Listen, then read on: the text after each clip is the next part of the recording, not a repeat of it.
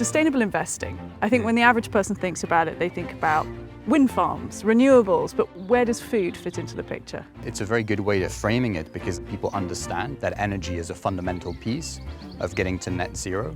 But there's actually an underappreciation of what food systems can do in terms of achieving environmental objectives. We're talking about returning close to 1 billion hectares of land back to nature.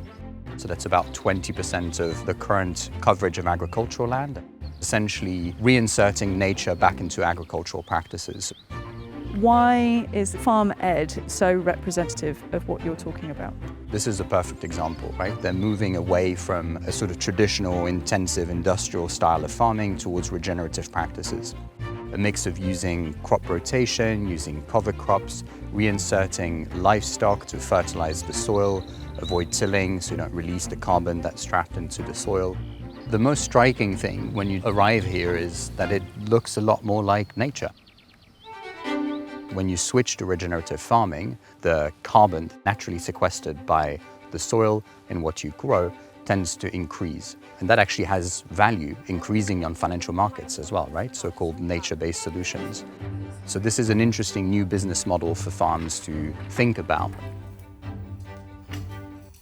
We hear more and more that people need to make more responsible choices when it comes to eating, but does it mean we all have to go vegan? First of all, I think it's important to think about food as a system, right? Globally, we need to reduce the amount of animal... We'll pause there.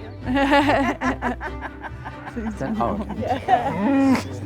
The short answer is no, we don't need to all go vegan. Overall, globally, yes, there is a need to reduce the amount of animal-based products that are being consumed, but it varies a lot geographically, right? So you have certain locations where there's definitely a disproportionate consumption of animal-based products in a way that is actually unhealthy. There's other locations, Africa for one, where there's an underconsumption.